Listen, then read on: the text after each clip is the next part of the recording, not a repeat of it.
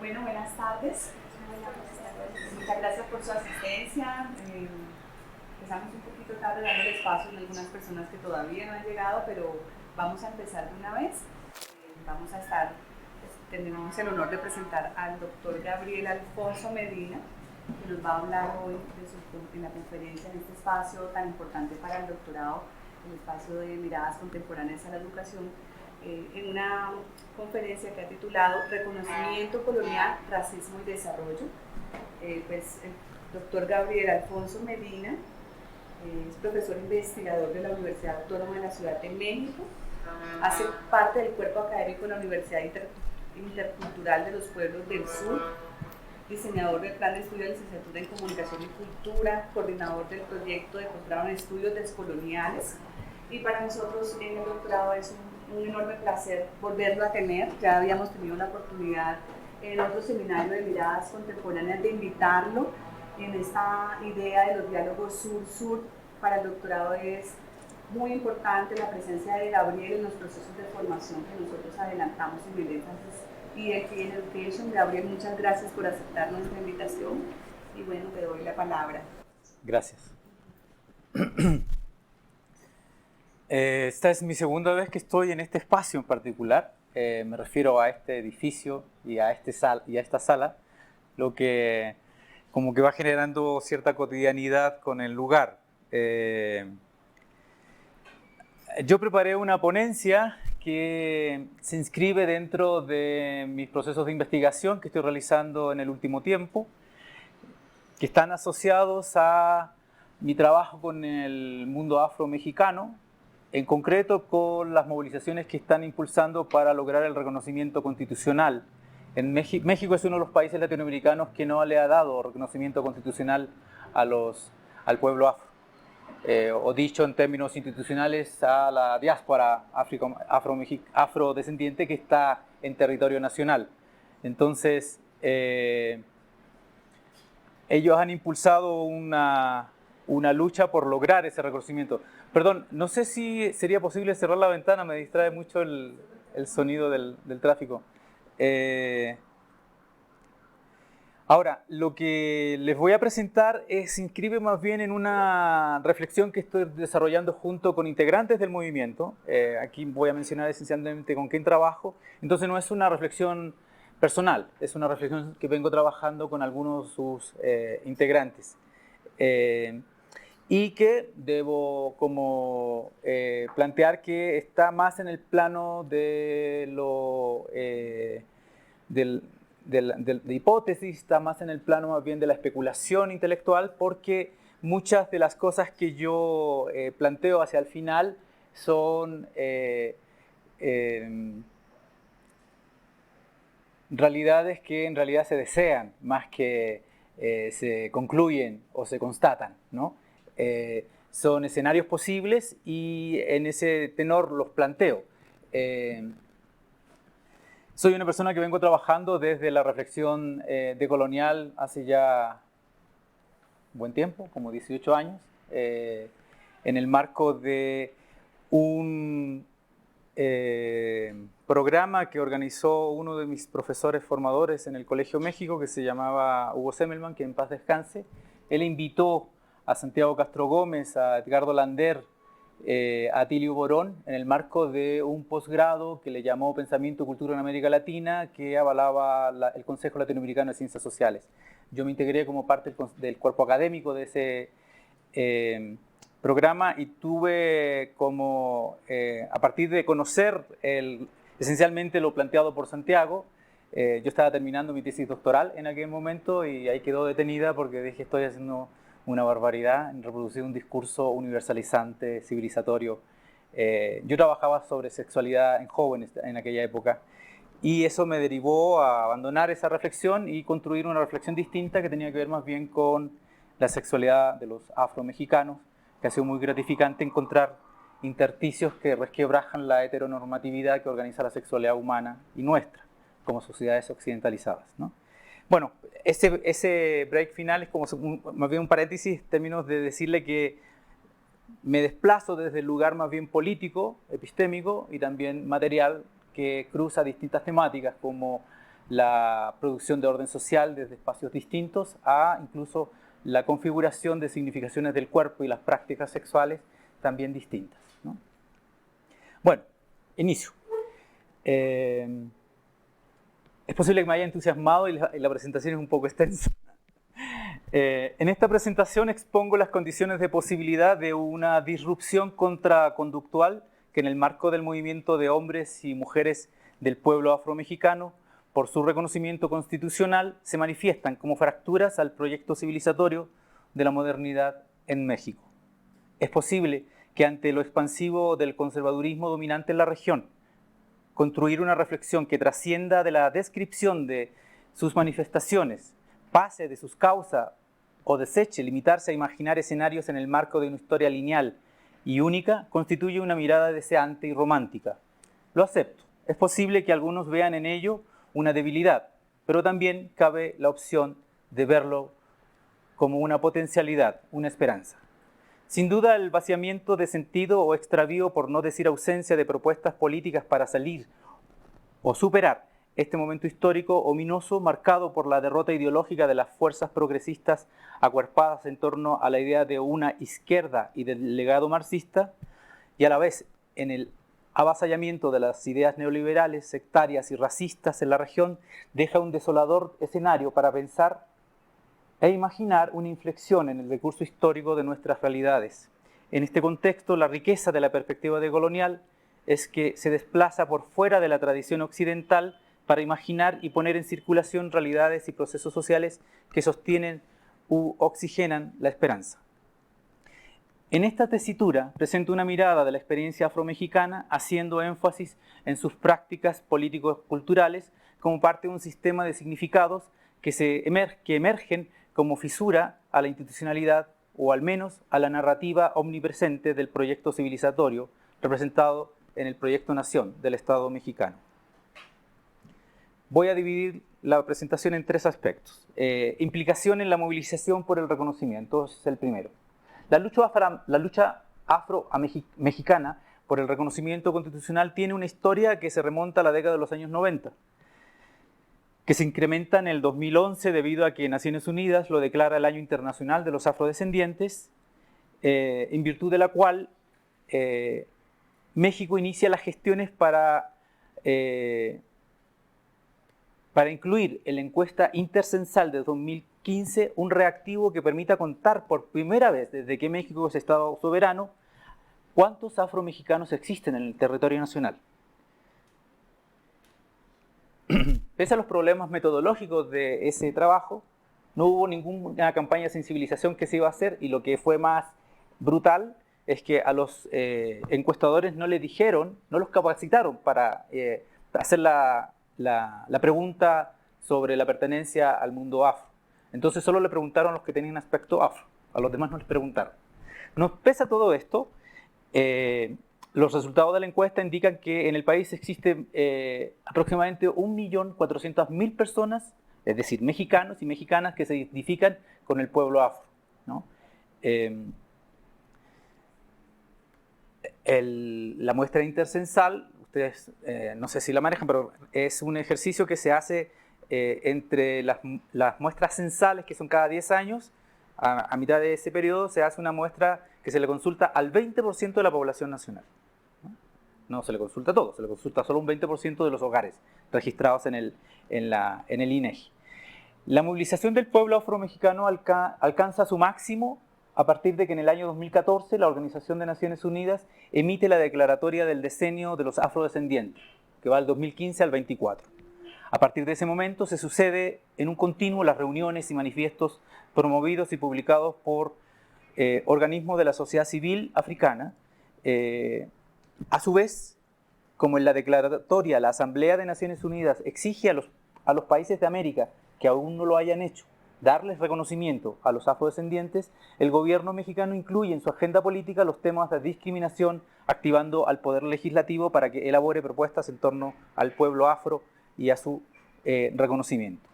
En los últimos años, en virtud del impulso provocado por la declaratoria, se ha construido una agenda de trabajo permanente entre el movimiento y las instituciones del Estado a cargo de la problemática.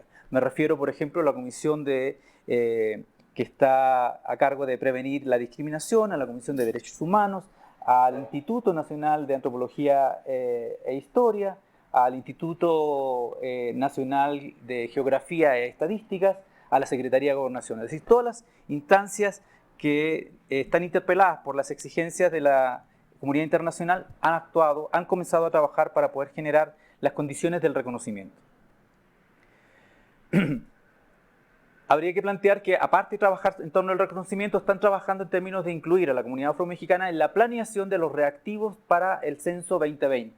Es decir, ahora por primera vez en la historia de México se va a contar de manera correcta y con la participación de los propios afromexicanos en términos de diseñar la estrategia de campañas de sensibilización, de reactivos y formación de los encuestadores para contar cuántos son en realidad. Por primera vez vamos a saber cuántos son en 2 años más. Por otra parte, legisladores de distintas bancadas políticas han propuesto en los últimos años, en los últimos 5 años, más de 10 iniciativas de modificación constitucional, algunas presentadas en el Senado y otras en la Cámara de Diputados, pero a la fecha ninguna de ellas ha sido agendada o discutida en ninguna de los 2 plenos, me refiero en el pleno de la Cámara de Diputados o en el Senado. O sea, han sido más bien propuestas, muchas de ellas se han inscrito más bien en una lógica más bien propagandística que realmente legislativa. En las elecciones presidenciales y legislativas de julio de 2018 se generó un gran cambio político en el país, me imagino que lo saben, no solo por la llegada de Andrés Manuel López Obrador, un tradicional líder de la izquierda mexicana, a la presidencia, sino por la amplia mayoría que su partido, Morena, obtuvo en ambas cámaras del Congreso Federal y en los congresos estatales. En sintonía con el cambio que representan las nuevas autoridades, el presidente señaló que con su gobierno el país inicia la cuarta transformación. Es decir, en su opinión, su gobierno promoverá cambios tan estructurales como los que significaron las guerras de la independencia entre 1810 y 1821, la primera transformación, la reforma de Benito Juárez de 1858 al 61, que dio lugar a la separación del Estado y de la Iglesia, la segunda transformación, y la revolución de 1910-1917, en la que se promulgó la actual Constitución de México, la tercera transformación. Este gobierno, al menos en términos discursivos, se presenta como la cuarta, ¿no? López Obrador ha sido congruente con esta idea de cambio, por ejemplo, al menos discursivamente.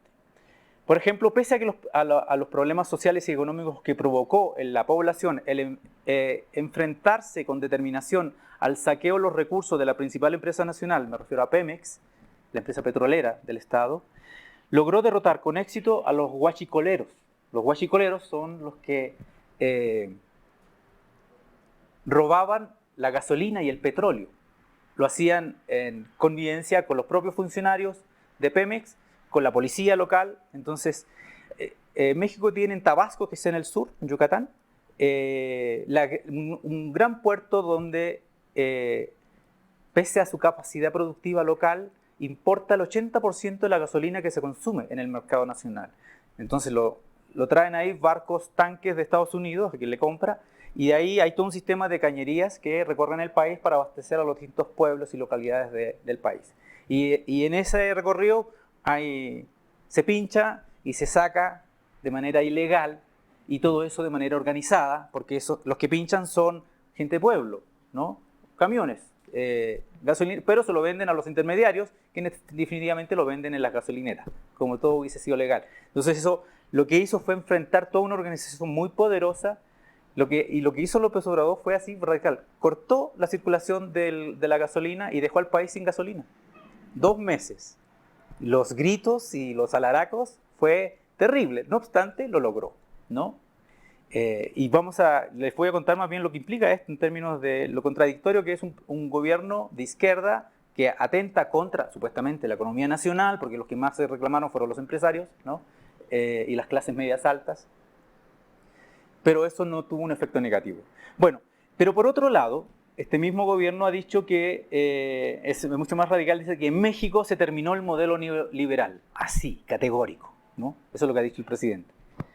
Aunque ello no se condice con algunas de sus decisiones respecto de algunos sectores de la economía más representativos del modelo neoliberal, como el bancario, a quienes les ha asegurado que él no se va a meter en regular las comisiones. Los bancos mexicanos te cobran por abrir la cuenta y tener tu dinero ahí. Te cobran por consultarlo, te cobran por sacar dinero, te cobran por todo, ¿no? Y son las comisiones más altas del mundo. Y este presidente que dice se acabó el modelo neoliberal les pide a los bancarios, a los dueños de banco, que compitan entre ellos para que bajen las comisiones, ¿no? O sea, es un gobierno que tiene un discurso, pero tiene una práctica también un poco distinta. No es mi interés en realidad analizar los primeros días del mandatario mexicano, lo que de suyo trasciende este espacio, pero no cabe duda que su gobierno instala en el país un nuevo escenario sociopolítico, tanto en el plano simbólico como en términos de gubernamentalidad. Cabe mencionar que ambos planos confluyen en la controversia que desató su solicitud al rey de España de pedir perdón a los pueblos originarios de México por los excesos y abusos en los tiempos de la conquista. La reacción de las autoridades españolas develan el racismo que sigue intacto, expresado en una concepción supremacista e imperial de los representantes de la política española e incluso de la literatura, como los escritores Pérez Reverte y el peruano nacionalizado español Mario Vargas Llosa, ¿no?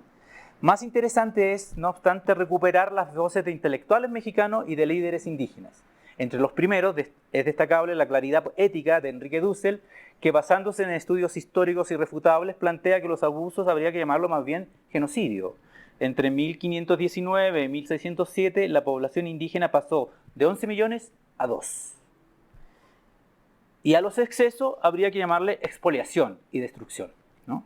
Por su parte, Claudio Lotmit, otro intelectual mexicano radicado en Estados Unidos, le recuerda a López Obrador que el Estado mexicano es un dispositivo heredero del proceso colonizador, por lo que al rey de España le debió solicitar que lo acompañe a pedir perdón juntos al pueblo, a los pueblos indígenas, porque el Estado mexicano ha seguido expoliando y matando a las culturas afromexicanas, perdón, a las culturas indígenas. Finalmente, Marichuy, la candidata del movimiento zapatista en la última elección presidencial, le reclamó a López Obrador que se deje simulaciones.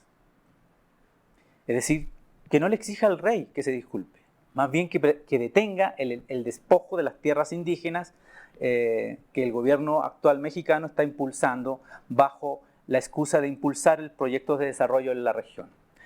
Marichuy alude concretamente a dos grandes proyectos: el proyecto del tren turístico que atraviesa la península de Yucatán y el proyecto del tren transoceánico que atraviesa Yucatán y Chiapas por territorio indígena, ambos, ¿no? Con todo, es un gobierno que ha generado altas expectativas en la población mexicana, que al cabo de sus primeros 100 días de gobierno tiene un apoyo del 80% de la población. En este contexto de algarabía y esperanza, dos senadores del partido de gobierno, Susana Harp Iturribarría, una conocida cantante oaxaqueña, y Martí Batres Guadarrama, un histórico líder político de la izquierda, presentaron una nueva iniciativa por el reconocimiento que ha marcado la agenda política de los afromexicanos y del gobierno en el último año. Las características de la iniciativa, como la metodología de trabajo planteada por los senadores, esto es, realizar aforos de consulta para recabar la opinión de la comunidad afromexicana o interesada, le ha permitido lograr un mayor conocimiento en el pueblo, que ha aumentado su participación en los debates, en cuyo marco, no obstante, emergieron cuestionamientos y sugerencias que enriquecen la posibilidad de un reconocimiento recuperando las visiones afromexicanas. Habría que decir que si bien le llamó foro de consulta, en los hechos no recuperando lo que establece el convenio 169 de la OIT, no es consulta, porque para eso tendría que haber generado toda una campaña de información y sensibilización en torno de la iniciativa para después llamar a los foros y hacer un debate con la comunidad informada. Pero en realidad los foros fue para informarle que estaba la iniciativa, ¿no? Y la gente, algunas que estaba informada, le dijo, vale, está bien, pero corrige esto otro, es un poco lo que voy a señalar. Porque en ese cuestionamiento hay, en mi opinión, síntomas o evidencias de que el pueblo afromexicano no es un pueblo que tienda fácilmente a sumarse a un proceso de integración sumiso y colonial. Con la finalidad de contextualizar el caso que motiva este análisis, señalo un par de elementos que condicionan el análisis de la lucha por el reconocimiento constitucional afromexicano, en tanto constituyen singularidades que lo diferencian respecto de otras realidades afrodescendientes cuyos ancestros entre los siglos XVI y XIX fueron secuestrados y trasladados a las colonias de las Américas para ser esclavizados y comercializados como mercancía. Hablo de quienes descienden de personas que en el régimen colonial fueron considerados subhumanos, casi animales, que construyeron subjetividades y que vivieron sus vidas en condiciones de deshumanización y de resistencia cimarrona en las zonas del no ser. La primera especificidad es su temprano acceso a la tierra, como compensación de su participación en las guerras de la Revolución Mexicana. En realidad, a pesar de que la historia oficial del país no lo puede reconocer, los afromexicanos son constitutivos del Estado-Nación, debido a que fueron fundamentales en las guerras de la independencia y de la Revolución. En la primera, entre otros muchos caudillos locales, destacaron María Morelos y Vicente Guerrero, que organizaron el Ejército Libertador en el sur del país. Vicente Guerrero, además, es quien firmó el Plan de Iguala, o Acta de Independencia de la América Septentrional, así le llamaron, a través del cual, junto con el criollo Agustín Iturbide, que hasta el momento de la firma estaba del lado de los españoles combatiendo a este negro, que no lo podía derrotar. Y al enterarse de que Napoleón Bonaparte había invadido y tomado preso a Felipe II en España, pues decidió más bien no continuar enfrentando a este negro revoltoso y firmó el Tratado de Iguala de Paz y se declara la independencia de México, ¿no? Guerrero, además, en el 1829 fue elegido presidente de México. Y aunque estuvo poco tiempo en el cargo, impulsó la creación de la educación pública en el país y proclamó la abolición de la esclavitud, ¿no? Del mismo modo, muchos afromexicanos con distintas motivaciones, entre ellas la posibilidad de acceder a la tierra, se incorporaron a las fuerzas insurgentes en los actuales estados de Morelos, de donde es originario el famoso Emiliano Zapata, quien, como muchos hombres de pueblo y del mundo rural, tenía ascendencia africana. En Oaxaca y Guerrero también se sumaron, ¿no? Su participación en la revolución, al igual que los indígenas que participaron, los hizo merecedores de la repartición de tierras que hicieran los gobiernos postrevolucionarios. Con la reforma agraria de los años 40, se formalizó y regularizó la entrega de tierras bajo las modalidades de tierras comunales, ejidales o colonias. Es decir, el régimen se impuso un acceso a la tierra bajo un régimen compartido que constituye un componente estructurante de los procesos de subjetivación de hombres y mujeres al construir sus identidades vinculadas a la tierra que les pertenece de manera colectiva. Me queda claro que eso los diferencia mucho de la experiencia colombiana, que tuvieron acceso a la tierra a partir de la Ley 70, que es la ley secundaria, que se impulsó a partir de la modificación constituyente del año 91, ¿no? Y además en una zona como el Chocó, que es como bastante alejada. Esto también es alejado, ya voy a explicar por qué, porque hay realidades afromexicanas que se distinguen entre ellas. Aquí me interesa hacer énfasis en la población afromexicana de la Costa Chica, de Guerrero y Oaxaca, porque en términos geopolíticos y sociohistóricos se distinguen de los otros dos grandes núcleos afromexicanos presentes en el territorio nacional. Es decir, aunque la muestra intercensal del 2015 reflejó que la población afromexicana está presente en todo el territorio nacional, en todos los estados hubo gente que se identificara como tal, incluso la mayor concentración gregaria, es decir, demográfica, está presente en un estado adyacente de la ciudad capital, que es el Estado de México, ¿no? Con todo, en el país se distinguen tres grandes concentraciones culturales de afromexicanos. Uno de ellos son los Mascogos, grupo que habita en el estado de Chihuahua, que se instalan en el norte del país en los tiempos convulsos de las guerras de independencia, debido a que son desplazados del sur de los Estados Unidos por la guerra de secesión que ocurría en el vecino norte, el país vecino del norte, ¿no? Otro núcleo son los jarochos del estado de Veracruz, quienes descienden de los africanos que fueron esclavizados por los españoles en los tiempos de la colonia. Los jarochos, salvo excepciones de quienes habitan en las localidades rurales, como el pueblo de Yanga. Yanga no es menor en la historia afromexicana porque Yanga era remite a un príncipe bantú africano, cimarrón, que se escapa en la época de la colonia y que da batalla a la corona, pero de una manera mucho más inteligente que el resto de los indígenas. No enfrenta a los militares, enfrenta a las caravanas comerciales que iban de la Ciudad de México a Veracruz y las quema. Entonces el gobernador de la época, perdón, el representante del rey dice: pinches negros, ya me tienen hasta acá arriba, ¿no? No voy a decir como diría un mexicano. Entonces lo que hace es que establece un tratado de paz con ellos. Entonces les dice: ya, basta, no los vamos a perseguir más, los vamos a dejar en paz, pero ustedes tampoco ataquen nuestras caravanas, ¿no? Entonces se funda en 1608 el primer pueblo libre negro, como la experiencia que hay aquí en Colombia, que es similar, en la misma época, ¿no?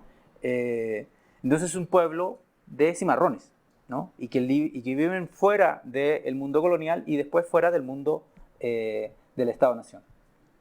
Bueno, salvo este caso, la mayor parte de los jarochos temprana y progresivamente se fueron sumando a los procesos de urbanización y asimilación planteados por el proyecto de Estado-Nación.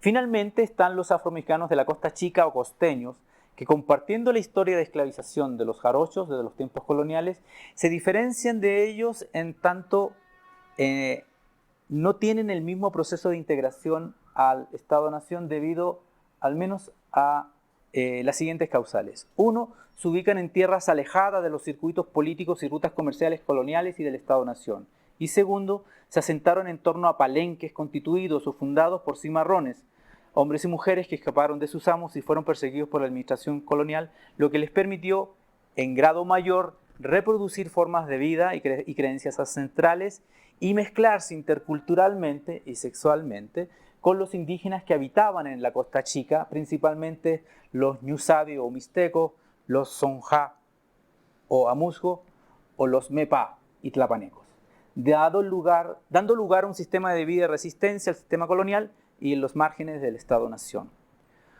Un segundo elemento que caracteriza al movimiento afro-mexicano y lo diferencia de otras realidades como la colombiana, la brasileña o en el Caribe, es la carencia de intelectuales orgánicos que doten de espesor teórico a las prácticas sociales y a las luchas políticas afromexicanas desde la propia mirada afro, desde sus propias concepciones de vida. Los afromexicanos no han tenido a personajes tan importantes como Manuel Zapata Olivella y Jaime Arocha, como tampoco a los que uno podría incluir en el último tiempo, como Lorenzo Muelas, Francisco Rojas y otros intelectuales académicos afrocolombianos que han sido fundamentales en la visibilización simbólica y política de las realidades acá en el país, negadas por el relato oficial en la conformación de la sociedad colombiana. Si bien, como todo pueblo movilizado con un largo historial de resistencia, los afromexicanos poseen autoridades tradicionales, líderes comunitarios, representantes políticos y activistas sociales con capacidad discursiva para interpelar al Estado y convocar a su pueblo a partir de articular las demandas, realidades y necesidades compartidas, en la lucha por el reconocimiento han trabajado con académicos que han llamado aliados, quienes les han facilitado elementos de análisis jurídicos, antecedentes histórico-culturales e incluso han elaborado documentos de discusión como una propuesta del movimiento, una propuesta de modificación constitucional que el movimiento ha planteado como suya y le ha presentado al Estado mexicano. Debido a que he estado acompañando el movimiento por el reconocimiento, soy parte de esos aliados. Y como tal he participado en los debates del movimiento y en las reuniones convocadas por el Senado, el gobierno y otras instancias estatales para debatir sobre el proceso del reconocimiento. Ello me ha permitido construir una relación de complicidad con los integrantes del movimiento, comprender sus visiones, expectativas, estrategias y construcciones discursivas. Posiblemente estos lazos de complicidad que surgen con anterioridad al movimiento, del movimiento por el reconocimiento, por trabajo que vengo realizando en la zona hace ya más de 10 años, he tenido oportunidad de establecer redes de reflexividad con algunos integrantes del movimiento para analizar el proceso desde una perspectiva problematizadora. Especialmente destaco al ingeniero Bulmaro García, quien ocupa un sitio relevante al interior del movimiento por el reconocimiento y al exterior. Al interior porque posee una legitimación de autoridad por su larga trayectoria de lucha en procesos sociales de la Costa Chica. y al exterior porque las autoridades del Estado lo ven como un líder con capacidad de representar las sensibilidades del pueblo afromexicano, hacer confluir voluntades políticas, exponer visiones culturales y construir capacidad organizativa. Este documento en parte es el resultado de la reflexión compartida con Bulmaro. Segundo apartado, integración invisibilizada al desarrollo. La hegemonía política que tiene Andrés Manuel López Obrador y su partido explica el hecho de que la propuesta de los senadores Susana Hart y Martí Batres posea un apoyo transversal en el Senado, incluido las estructuras de oposición, la derecha, como el PAN, lo que era izquierda antes, que era el PRD, y el PRI, que es la estructura más histórica en términos de política corrupta en el país, ¿no? Todos firmaron el apoyo a la iniciativa de los senadores. Y a su vez concite el entusiasmo afro-mexicano, de modo que algunas organizaciones y activistas del movimiento consideren que solo queda esperar a que la iniciativa transite las distintas fases procedimentales legislativas para que sea ratificada, tanto en el Senado como en la Cámara de Diputados y en las legislaturas estatales que se requieren para que se pueda incorporar a la Constitución. Se requiere al 50% más uno de los estados del país. No obstante, además de las situaciones de orden procesual comentadas, en los foros de consulta convocados por los proponentes de la iniciativa, emergieron diversos cuestionamientos a la propuesta que obligarán a un trabajo más detenido y de diálogo de los representantes legislativos en el caso que estos respeten la normativa institucional, concretamente lo establecido en el Convenio 169, que les exige incluir al pueblo afromexicano en la resolución de las controversias emanadas en los foros. La propuesta de los senadores Hart y Batres contiene una exposición de motivos en la que se plantean varios temas de orden normativo. Por ejemplo, se alude a la normativa internacional en la que se sustenta la propuesta, a la historia del pueblo afromexicano desde los tiempos de la colonia y a la necesidad de otorgarle el reconocimiento como expresión de justicia histórica.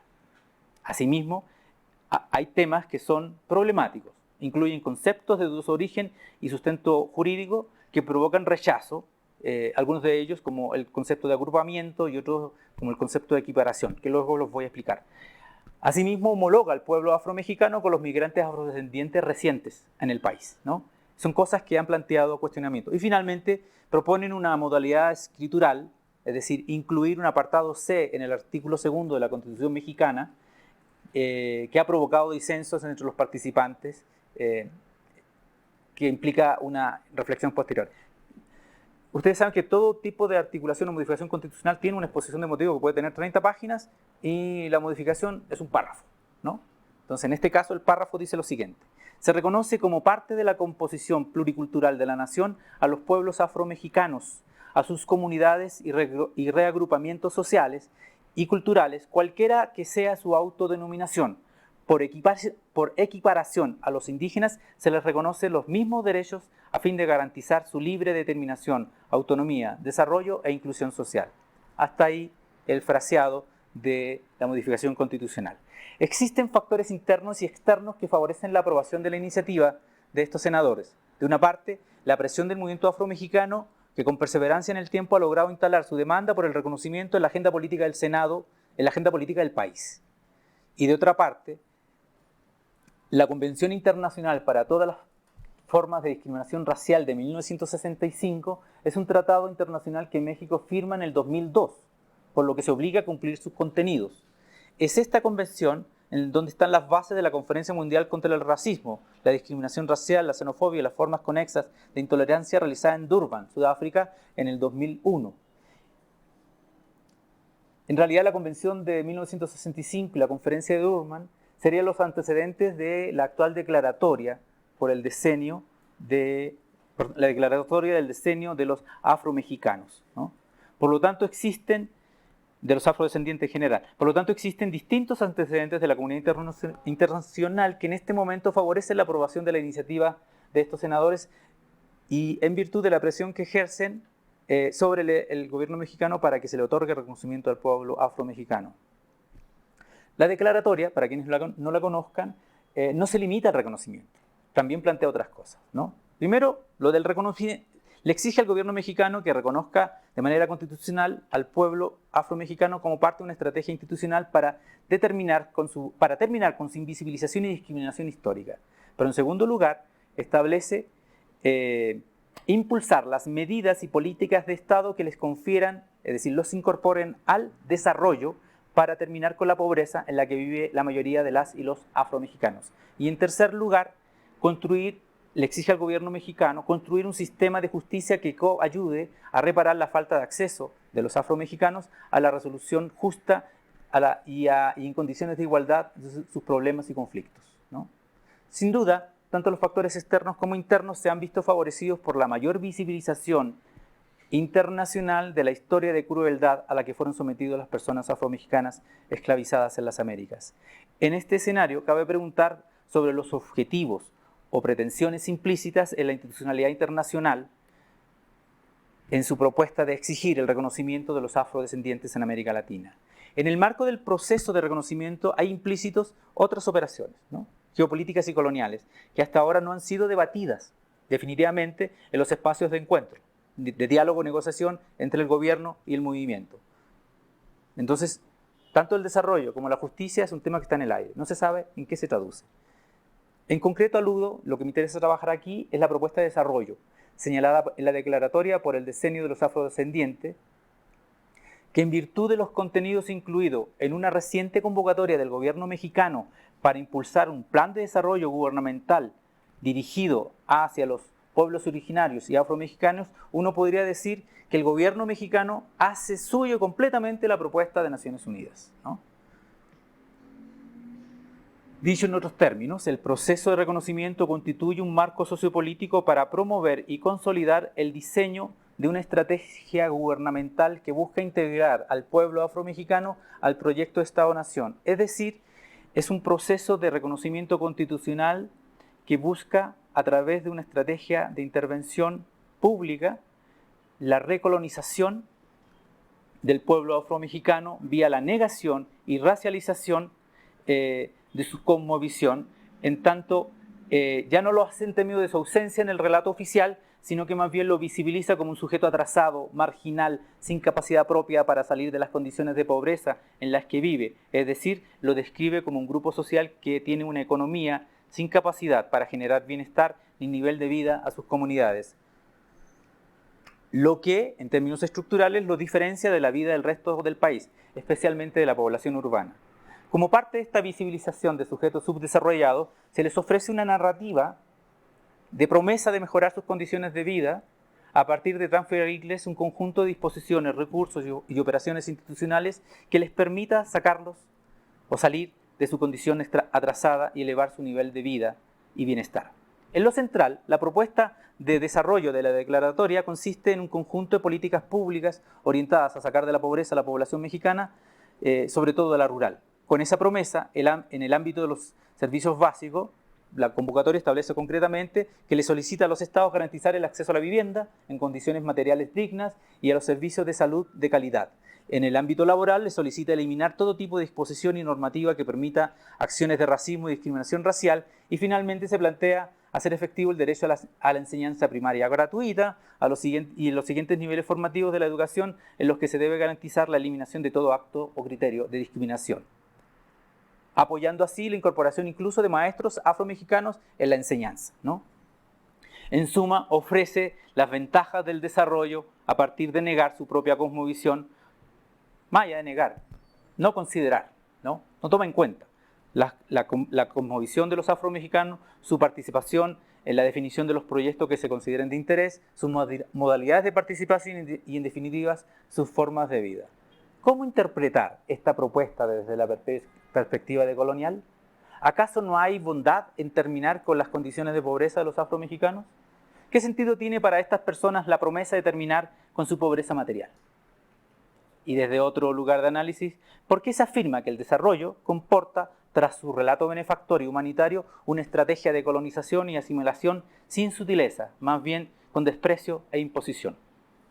La investigadora colombiana de Medellín, Esperanza Gómez, que no es la trabajadora sexual, sino que es la trabajadora social, investigadora de la Universidad de Antioquia, escribió en el 2014 un interesante libro que llamó Decolonizar el desarrollo, en el que trabaja el caso de Medellín, haciendo una sugerente lectura del desarrollo como paradigma social. Es decir, desde una perspectiva decolonial, también se podría, bueno, yo más bien considero que desde una perspectiva decolonial podríamos también conceptualizar el desarrollo como un dispositivo civilizatorio.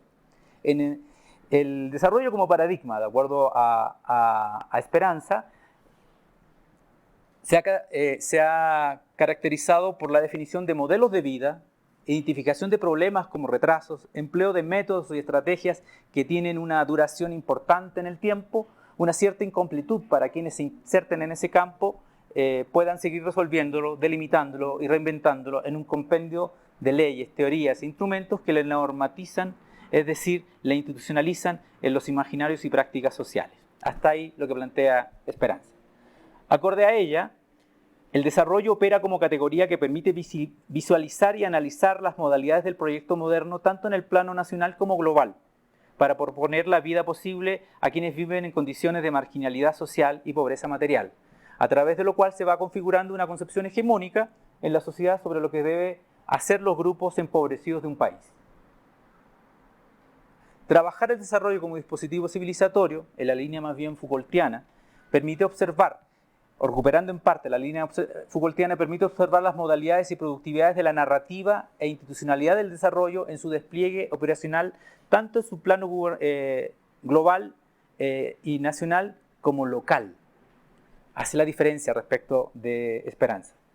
Porque situar el análisis en el plano local da lugar a indagar las modalidades, mediaciones y operaciones, tanto discursivas, políticas, normativas, racionales e institucionales, que el gobierno despliega en la textura capilar del cuerpo social, en su deriva y multiplicidad material. Esto hace posible identificar las expresiones o prácticas discursivas y no discursivas, es decir, de fuerza e imposición, del desarrollo, sus productividades disciplinarias, es decir, su capacidad de hacer cuerpos dóciles y alienados al sistema, y de seguridad, estableciendo los criterios y normativas que definen la pertenencia al pueblo afroamericano e incluso a la nación mexicana.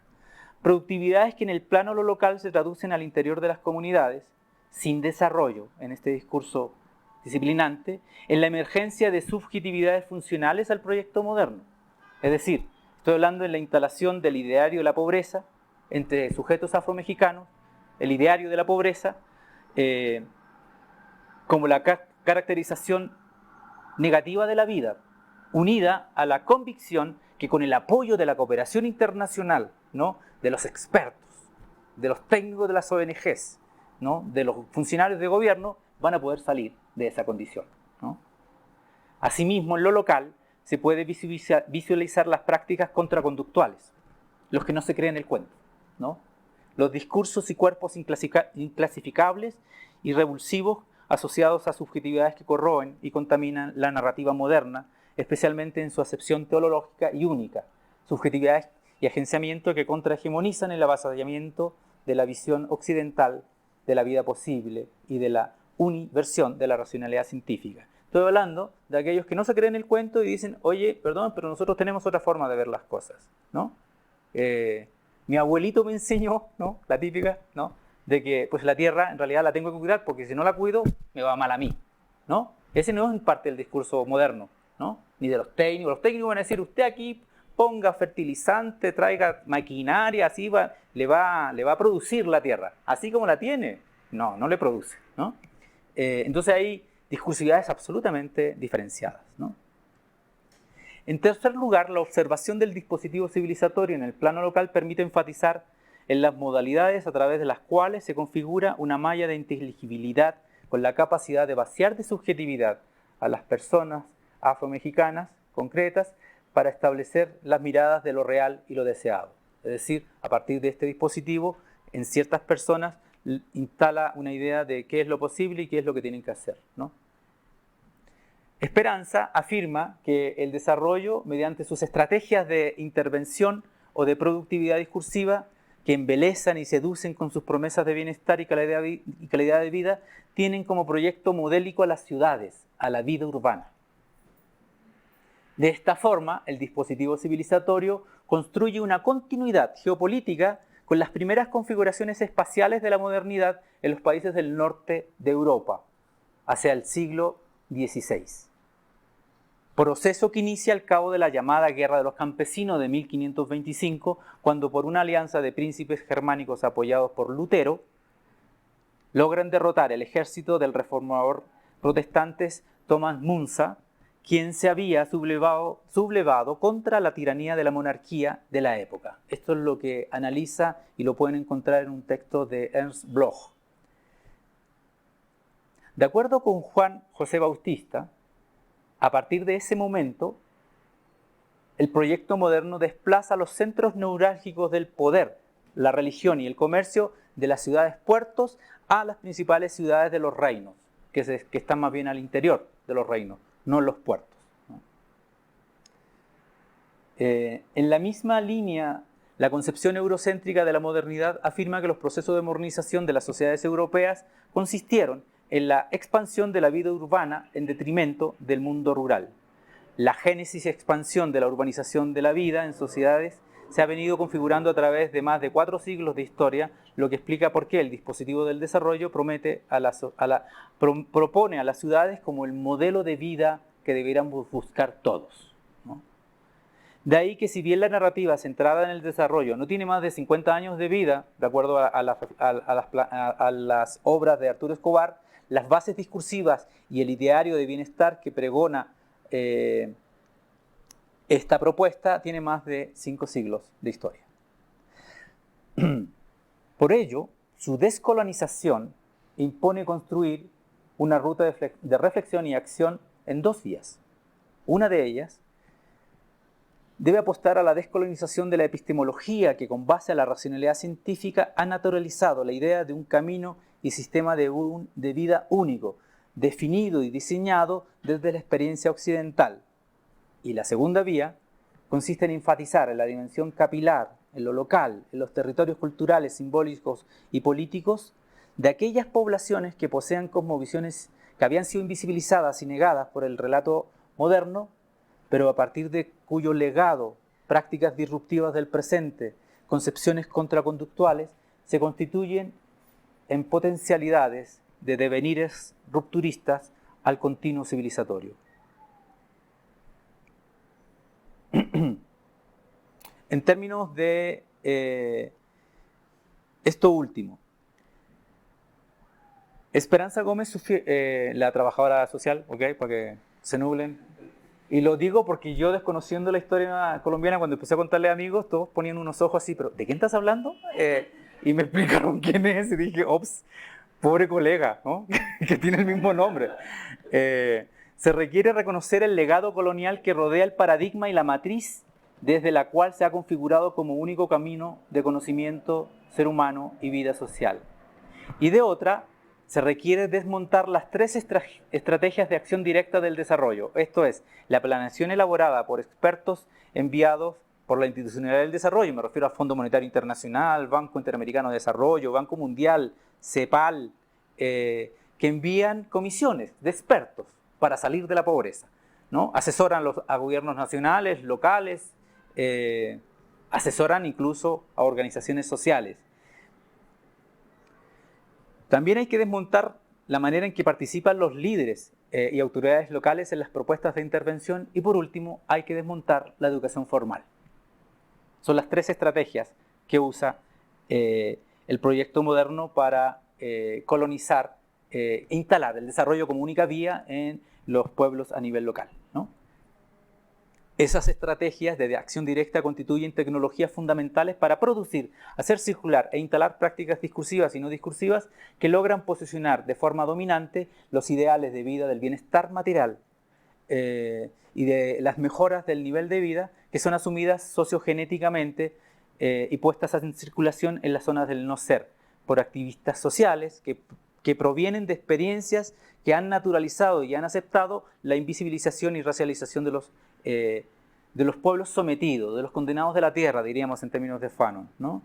Es decir, de estos sujetos, estos activistas, operacionalizan la discursividad del desarrollo, transitan en espacios de blanqueamiento, lo que en el mundo afromexicano se puede observar a partir del discurso y las acciones de los dirigentes de las organizaciones de la sociedad civil, ¿no? No sé cómo le llaman acá, en Chile le llaman ONGs, organizaciones no gubernamentales, que son los que operan el discurso moderno, son los que intermedian entre el discurso del Estado y estas comunidades, ¿no? Para sacarlos de la pobreza, ¿no? Entonces les llevan productos productivos, proyectos productivos, ¿no? Le llevan la idea de talleres de salud reproductiva, ¿no? Talleres de gestión de proyectos, ¿no? La idea es instalarlos en la lógica que el dinero, lo material, es lo que resuelve su situación de marginación, ¿no? En esta vía descolonizadora, y me refiero más bien a la vía epistémica, los trabajos de la red Modernidad-Colonialidad constituyen una vasta y variada producción de una parte que de una parte devela y denuncia la provincialidad eurocéntrica de la reflexión científica, el racismo que sustenta los principios constitutivos del Estado-Nación y del orden global capitalista, el carácter geopolítico de la emergencia del ideario del desarrollo, la crisis del modelo civilizatorio occidental, y de otra parte propone la imperiosa exigencia de construir diálogos epistémicos con aquellos saberes y aquellas cosmovisiones que el proyecto civilizatorio de la modernidad buscó borrar de la historia, invisibilizó o de plano negó, ¿no?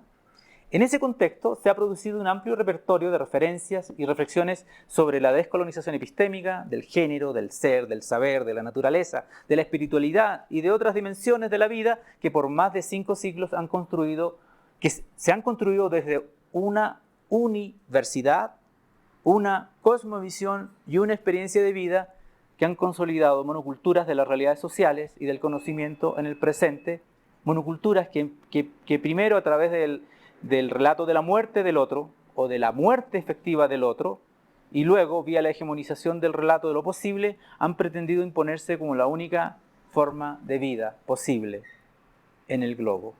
En relación del desarrollo, los trabajos de Arturo Escobar, en particular la invención del tercer mundo y la invención del desarrollo, son esclarecedores sobre la emergencia de este dispositivo en los años 50 y su centralidad en la reconfiguración del orden capitalista en el contexto de la Guerra Fría. Estrategia de reconfiguración que operó a través de la creación de una vasta red de instituciones a nivel global, Fondo Monetario Internacional, Banco Mundial, regional, CEPAL, Banco Interamericano del Desarrollo, nacional y local, organizaciones de sociedad civil, ONGs, que hacen parte de la maquinaria discursiva que estableció la existencia de países, regiones y grupos sociales sin las competencias económicas mínimas para generarse los recursos materiales que los saque de la pobreza y por extensión que requieren el apoyo y la asistencia de otros países, del Estado o de otros grupos para superarla. Los esfuerzos de la institucionalidad del dispositivo del desarrollo, además de crear una institucionalidad en la que se sustenta su operación continua a nivel global y local, también construyen de manera permanente una simbología que se inscribe en su promesa de bienestar y evolución ascendente. Esa es la tesitura que permite comprender la portada y la interpretación de la misma contenida en el último informe del Programa de Desarrollo de Naciones Unidas, que es este. La portada del último informe de desarrollo de Naciones Unidas es esta. Bonita, ¿no? Está chida. Véanla con cuidado, ¿no? ¿Qué es lo que dicen ellos de esta? ¿Qué es lo que dice la contraportada? ¿No? La contraportada dice: la cubierta refleja el mensaje básico de que el desarrollo humano es para todos. En el proceso del desarrollo humano nadie puede quedar atrás. Con un enfoque abstracto, la cubierta transmite 3 aspectos fundamentales. En primer lugar, las olas ascendentes, ¿no?, en color azul y blanco, representan el camino que la humanidad debe recorrer para garantizar el desarrollo humano universal. Las distintas curvas de las olas nos advierten que algunas vías resultarán más complicadas y que aún no será fácil transitar por ellas. Se ofrecen numerosas opciones, ¿no? En segundo lugar, en este proceso algunas personas irán a la cabeza y otros atrás, ¿no? Quedarán rezagadas y necesitarán la ayuda del primer grupo, de los que van a la cabeza, para salir de su condición de atrasados. En tercer lugar, los 2 colores, verde y azul, y las manos situadas, ¿no?, en la parte superior, transmiten la idea que para lograr el desarrollo humano universal se necesita un equilibrio entre el planeta, la paz y las personas. Bonito, ¿no? Está chido, ¿no? La imagen y su interpretación configuran una hermenéutica teleológica del desarrollo, que utiliza una representación de la evolución de los grupos humanos ubicados en distintos estadios de este único camino, pero que se desplaza hacia adelante, hacia arriba, donde algunos ya están instalados y otros pretenden llegar, ¿no? Pero que proyecta como un camino prometeico, ¿no? Y ante la ausencia de otra opción, es un camino que se va a cumplir. De alguna u otra forma, es cuestión de tiempo, equilibrio y esfuerzo. Como parte de una discursividad que busca naturalizar la promesa del progreso y las mejoras en la calidad de vida, la cubierta anima otra exégesis que más bien resalte lo sinuoso del dibujo, ¿no? Le hace una agradable sensación de quietud, que se muestra en un movimiento ascendente, le hace un desplazamiento hacia el futuro, en el que las manos dibujadas se enlazan de manera suave pero firme, formando una doble y articulada ilusión entre quienes carecen del desarrollo, esto es, aquellos que en un futuro incierto alcanzarán a los que ya viven en ese lugar, y en segundo lugar, quienes ayudarán a alcanzar el futuro a aquellos que están atrasados.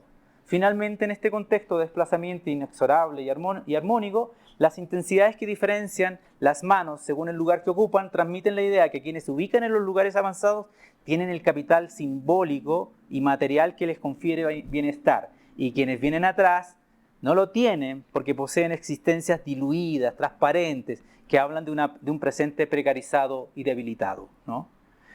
En una apuesta contrahegemónica, la obra de Escobar y de otros pensadores de la perspectiva decolonial han visibilizado e incluido en la agenda formativa e investigativa de la academia voces y visiones que cimentan las condiciones de posibilidad de diálogos epistémicos e interculturales.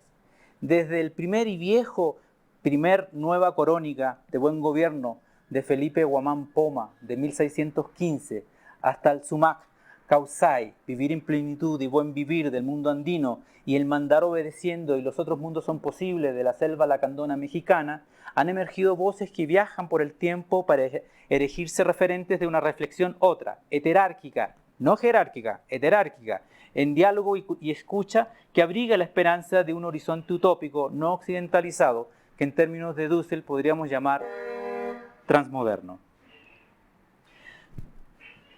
Respecto a las estrategias de acción directa, la colega de Medellín propone la participación comunitaria en la planeación y la educación no formal en la ciudad, ya que cuando se practica e impulsa por los grupos subalternizados e invisibilizados, configuran agenciamientos comunitarios de solidaridad que trastocan la hegemonía del desarrollo. Por otro lado, acorde a las condiciones históricas, geopolíticas y territoriales del mundo afromexicano de la Costa Chica mexicana, emergen otras estrategias de descolonización asociadas a las propias prácticas comunitarias y al sistema de significados que orientan la cotidianidad desde el buen vivir. Mostraremos más adelante las nociones de comunidad y cómo las nociones de comunidad y prácticas organizativas y discursivas afromexicanas confrontan al relato moderno y aportan rutas para visualizar y agenciar prácticas que corroban la operacionalidad del dispositivo civilizatorio del desarrollo. Última parte, recuperación lo local. Recuperación de lo local, prácticas contrahegemónicas del desarrollo. ¿Qué buscan? ¿Qué esperan lograr los afromexicanos con el reconocimiento? Algunos debates en los foros convocados por los senadores nos permiten establecer que no esperan ser tratados igual que los pueblos indígenas, ¿no? Uno de sus principales cuestionamientos a la propuesta de estos senadores es la noción de equiparación, debido a que en ello se encubre las tecnologías gubernamentales de invisibilización y bestialización que les aplicaron durante los últimos 150 años, ¿no? Bueno, 100 años, desde la independencia hasta... No, 200 años, estamos hablando de 200 años, ¿no? Asimismo, ¿cuáles son sus expectativas y aspiraciones? Sin duda hay una pretensión de ser visibilizados. ¿Cuáles son, de ser visibilizados e integrados al proyecto país? Pero dado que la noción de desarrollo no ha sido debatida, no existe claridad respecto de qué es lo que están entendiendo por integración, qué están entendiendo por desarrollo, ¿no? Por ahora solo hay interrogantes. ¿Cómo entienden los afromexicanos la integración que propone la propuesta de la declaratoria? que más bien promete el proyecto mexicano? ¿Cuántas versiones hay en el pueblo afromexicano sobre el ideario de desarrollo y de integración al proyecto país? Dado sus diferencias históricas y socioculturales, es poco probable que compartan una sola concepción, ¿no? Para algunos se agotaría en aspectos económicos y productivos, pero otros se interesarían en aquellas políticas y normativas que promuevan y permitan la recuperación y perpetuación de sus cosmovisiones en la gestión de la vida diaria, y especialmente se respete y se respalde su relación con la tierra. Dicho en otros términos, ¿cuántas concepciones incuba el pueblo mexicano del proyecto país? Un proyecto que geopolítica e históricamente se configuró a partir de excluirlos de sus beneficios y derechos e invisibilizarlos en términos simbólicos y sociales. A pesar de su ausencia en los debates, existen algunos indicios que muestran una visión afromexicana del desarrollo no moderna, o que al menos refleja una concepción de vida distinta a las ideas de productividad, satisfacción de bienestar material y una relación con el dinero que se distancia del todo del principio de acumulación. Suavemente lo podríamos llamar ahorro, ¿no? Pero está más bien asociado a la noción de riqueza, ¿no? O sea, todos los que vivimos y hemos sido socializados en una cultura occidentalizada, nuestra relación con el dinero tiene que ver con aumentarlo, ¿no? Mejorar, ¿no? Y está absolutamente asociado a la noción de bienestar material. Nuestros estudios, yo se lo decía a los chicos que están en el doctorado, que nosotros estudiamos no por adquirir conocimiento. Adquirir conocimiento es una mediación para acceder a mejores niveles de ingreso a través de mejores trabajos, ¿no? Entonces, en términos de concepción de nuestra propia existencia, el dinero le da mucho sentido, ¿no?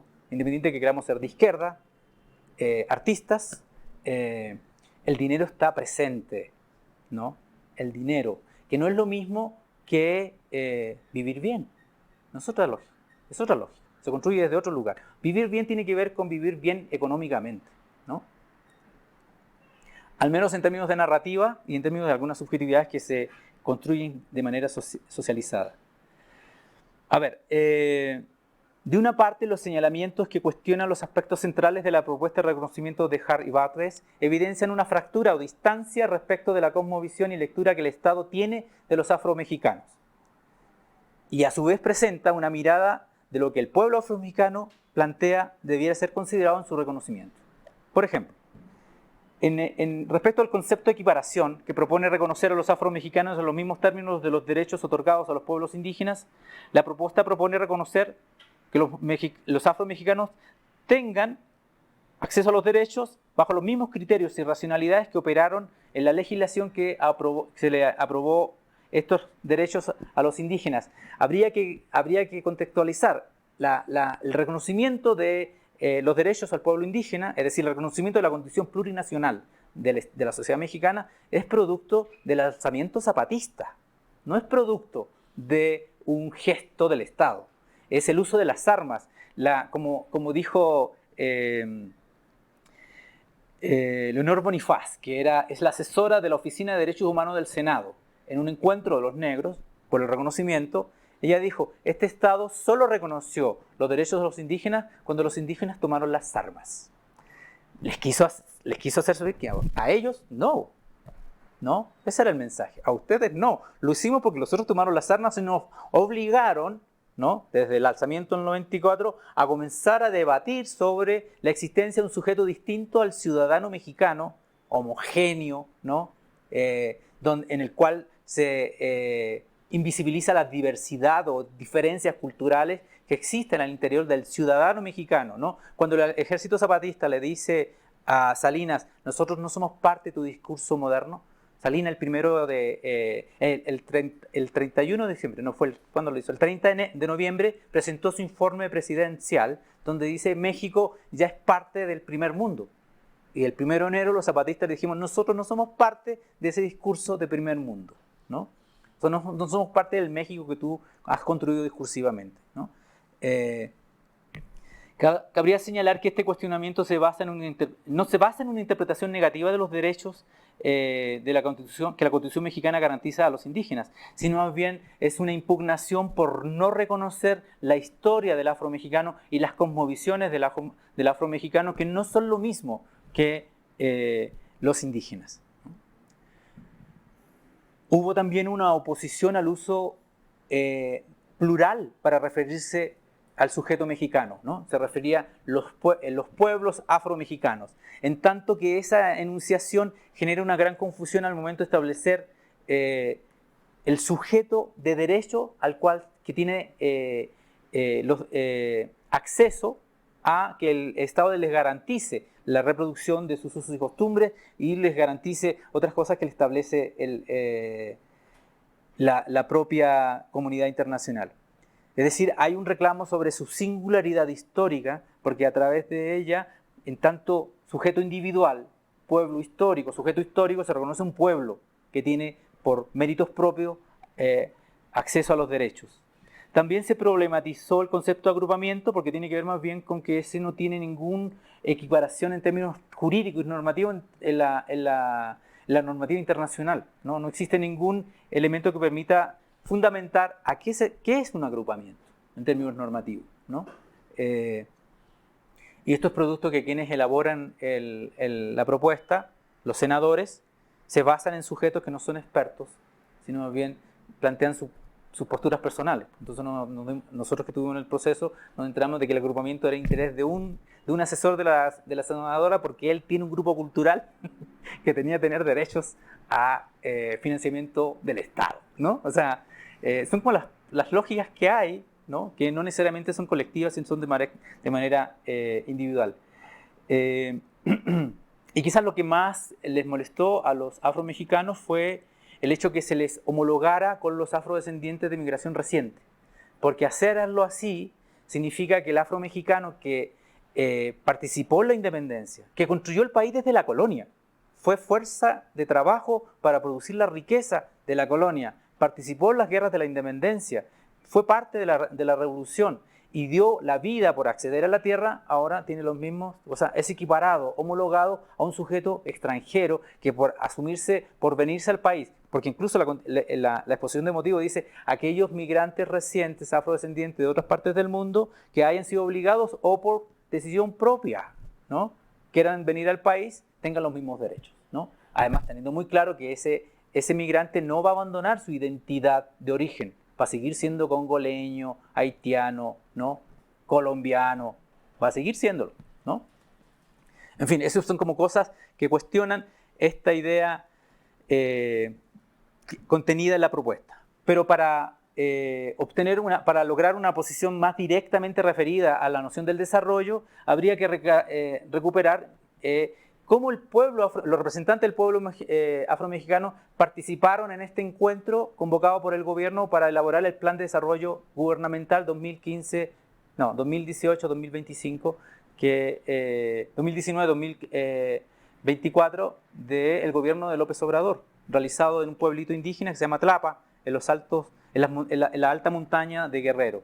En ese espacio, los afros demandaron la necesidad de atender las visiones de los pueblos acorde a las formas que organizan sus opiniones sobre las acciones del Estado. Habría que señalar que en los ejidos, en las colonias y en los núcleos comunitarios de la Costa Chica, los afromexicanos realizan asambleas para nombrar a sus autoridades locales, para definir las demandas y proyectos presentados al Estado y para responderle a las intervenciones del Estado. Todo se decide en asamblea y no son asambleas de una hora, ya lo sabemos, son asambleas que pueden durar más de una semana, ¿no?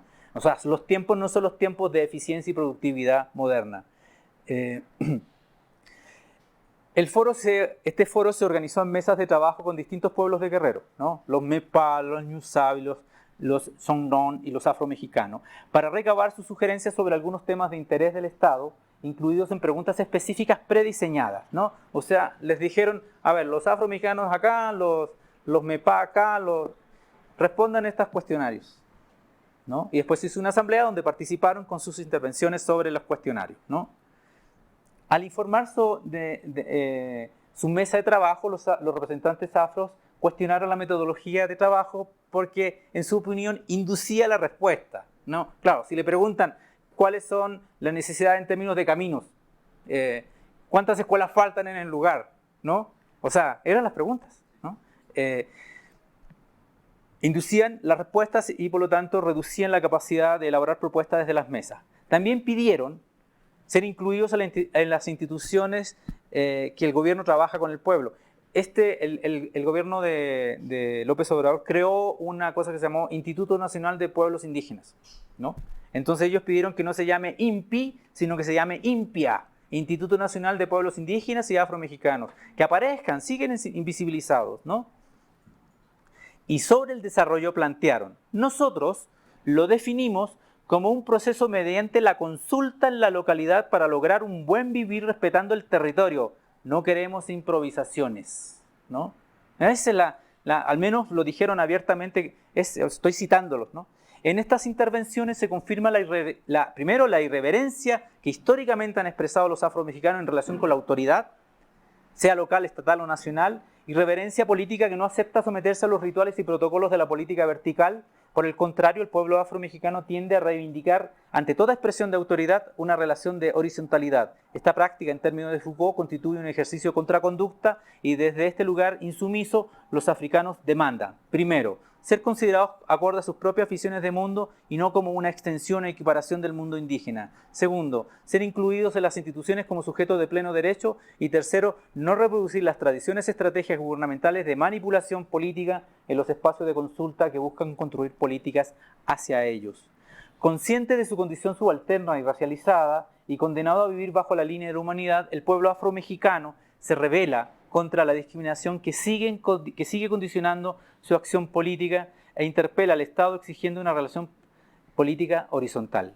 Del mismo modo, la conceptualización del desarrollo refleja la relevancia que tiene la participación de la comunidad en las decisiones de impacto colectivo en las localidades y el respeto a sus formas y tiempos para relacionarse con la decisión, la toma de decisiones. En lo primero se evidencia la centralidad de atender las multiplicidades de las realidades locales que no se agotan en la definición de los proyectos a realizar, sean productivos, de infraestructura o de impacto social, y trascienden a las modalidades a seguir para su definición en términos de los tiempos que las comunidades toman en ello. En síntesis, el desarrollo demandado o esperado por los afromexicanos debe respetar sus visiones de mundo y formas de vivirlo. En este sentido, su reivindicación por el buen vivir establece un parámetro deseante de lo que se espera del reconocimiento en términos de adaptarse a sus maneras de producir riqueza, de relacionarse con el dinero y establecer las prioridades de la comunidad. Parámetro que trastoca y descompone el dispositivo de desarrollo como mecanismo para sumarlos al proyecto capitalista del Estado-Nación. A la exigencia de atender las multiplicidades locales se agrega la importancia en la cosmovisión afromexicana que tiene el territorio. Necesito insistir que en un mundo afromexicano de la Costa Chica se fue configurando en los márgenes del sistema social y negado por el relato del Estado-Nación, y en un largo proceso de interculturación con las comunidades indígenas que habitaban el territorio, desde antes que los primeros grupos africanos cimarrones llegaran a él, permitió construir una vida en una lejanía con el relato de país, generando condiciones para que construyeran una identidad colectiva con un profundo amor por la tierra, por lo que muchos de sus antepasados y familiares dieron la vida. De ahí que actualmente el pueblo afromexicano conciba la tierra como una extensión de su propia existencia. El propio ingeniero Bulmaro García ha señalado: nuestro amor, aquí lo cito, nuestro amor por la tierra no es tan grande como el que tienen los indígenas, pero hemos aprendido de ellos a tenerle un amor que nos caracteriza. En realidad nosotros somos un poco afroindios. Así habla Bulmaro para construir su identidad como pueblo. Finalmente, distintas investigaciones de corte histórico y antropológico constatan que en su cotidianidad los afromexicanos de la Costa Chica han producido un orden social no moderno y que transgrede la hegemonía del proyecto de Estado-Nación. Orden que se sustenta en mecanismos culturales de contención y resolución de la conflictividad social generada principalmente por diferendos de la tierra, entre los que destaco. Primero, el principio de matrifocalidad, esto es, el sistema donde los arreglos de la carne de las mujeres permite dejar con las abuelas a los vástagos creados procreados en relaciones afectivas o familiares interrumpidas, a fin de que esta mujer pueda volver a tener posibilidades de generar relaciones de pareja, nuevas relaciones de pareja. Es decir, vuelva al mercado de la carne, vuelva al mercado del amor. La figura de las autoridades territoriales y tradicionales, como comisarios y comisariados, son fundamentales en la resolución de conflictos en la convivencia comunitaria y en los diferendos de tierra, porque posibilitan arribar a acuerdos entre los ejidatarios o integrantes de las comunidades, enfrentados a partir de buscar la resolución del daño, que evite dejar abiertas las heridas que provocan la confrontación. Dicho de otra manera, si acá la señorita se pelea con la señora del señor y la agarra de tal forma que la tira lejos y la mata, ¿no? Lo que hay ahí no es que llamen a la policía y a los tribunales de justicia, lo que hay ahí es que llaman al comisario y llegan a un acuerdo. Porque la práctica normal del afro-mexicano, si tú me matas a un familiar, yo te mato a dos. Si tú me matas a dos, yo te mato a tres. Entonces va escalando. Entonces, independiente que el asesino esté en la cárcel, la familia afectada mata a los que están libres, ¿no? Entonces no es un tema judicial, es un tema de criterio. Entonces lo que acuerdan es que ella, por ejemplo, se tiene que ocupar de criar a los hijos de él. Entonces, aparte de criar a los suyos, tiene que criar a los de él. Aquí hay un tema más bien de arreglo de carne que no está resuelto porque él en realidad pierde a su pareja, aparte amorosa, pierde a su pareja sexual, ¿no? Pero la preocupación en general es disminuir la conflictividad comunitaria, ¿no? Porque él lo que habría hecho es matarle al marido, matarle al hermano, matarle al papá, es devolver el daño. Entonces, estos mecanismos lo que reducen es reducir la conflictividad futura del daño producido, ¿no? Cabría señalar que a partir de la emergencia de la policía comunitaria, es decir, de una procuración de justicia que no se corresponde con el Estado-Nación, no sé si conocen la historia de la policía comunitaria. La policía comunitaria surge a mediados de después del movimiento zapatista, en los Altos de Guerrero, en comunidades indígenas, producto de la corrupción de las autoridades locales y policiales locales. Entonces lo que hicieron los indígenas fue formar guardias blancas, diríamos, ¿no? Pero que son nombrados por la comunidad. O sea, como tú eres una persona que trabaja, eres honesto, toma un fusil.